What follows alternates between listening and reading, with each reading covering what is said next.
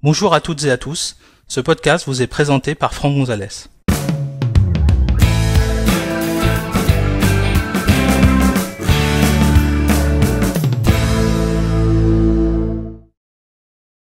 Dans cet épisode, nous allons découvrir comment supprimer des contacts depuis l'app Contact d'un iPhone ou d'un iPad.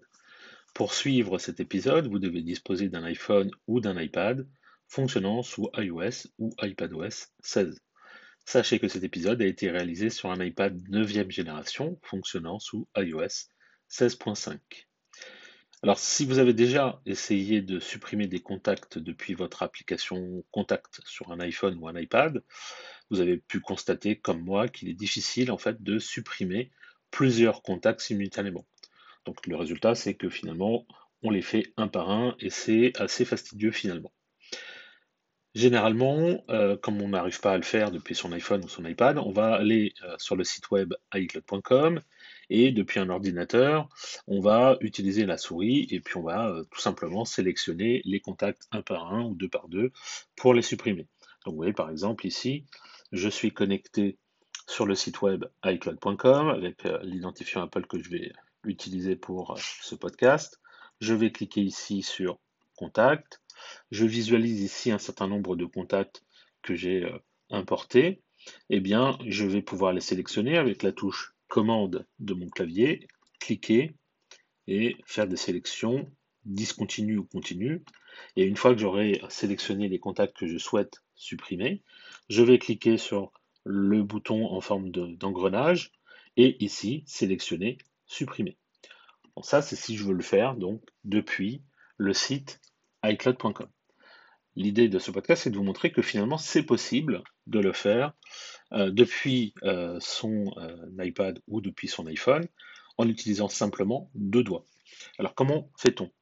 On va tout simplement ouvrir l'application Contact. On visualise ici les contacts. Alors, on visualise les mêmes contacts évidemment que ceux que je viens de vous montrer depuis le site web. Et ce qu'on va faire, c'est qu'on va sélectionner un contact en plaçant deux doigts sur le contact. Vous voyez qu'il devient bleu. Et ensuite, si je scrolle vers le bas, je vais pouvoir faire une sélection continue.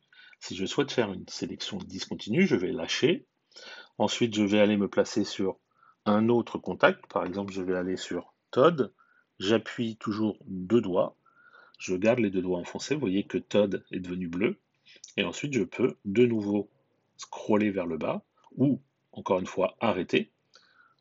Je peux ensuite sélectionner un autre utilisateur et ainsi de suite. Si je veux scroller un peu vers le haut, vers le bas, bon, je n'ai pas tellement d'utilisateurs, mais voilà le principe de fonctionnement. Si je veux tout annuler, bien sûr, je vais toucher ailleurs. Oups, voilà. Ah, prends-moi la main. Voilà.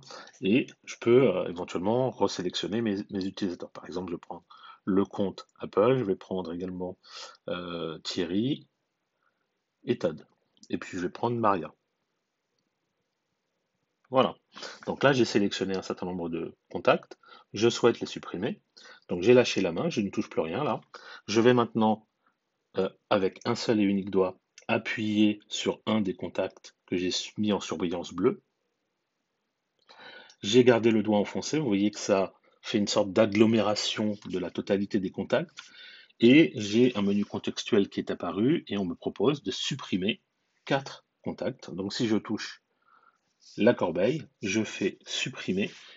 On me demande si je suis vraiment certain de vouloir supprimer la totalité des contacts, les fiches sélectionnées, et je peux supprimer les contacts en touchant supprimer. Et là, les contacts vont disparaître. Donc voilà comment on peut assez facilement finalement supprimer des contacts depuis son iPhone ou depuis son iPad avec simplement deux doigts. Merci d'avoir suivi cet épisode, j'espère que vous l'avez trouvé utile et compréhensible. Si vous souhaitez en connaître davantage sur l'utilisation de macOS ou d'iOS, merci de consulter notre site web à l'adresse www.agnosis.com et suivez les thèmes formation macOS Ventura ou formation iOS depuis la page d'accueil. À bientôt pour un prochain épisode.